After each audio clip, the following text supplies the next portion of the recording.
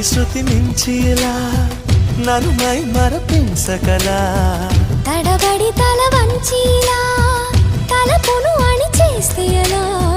మరేం చెయ్యనే నీతో ఎలా వేగనే నన్ను దాటి వెళ్ళలేవు నిన్ను నువ్వు దాచలేవు ఏమి చెయ్యనయ్యో రామా ఉన్న మాట చెప్ప నీవు ఊరుకుంటే ఒప్పుకోవు ఇంకెలాగే సత్యభామా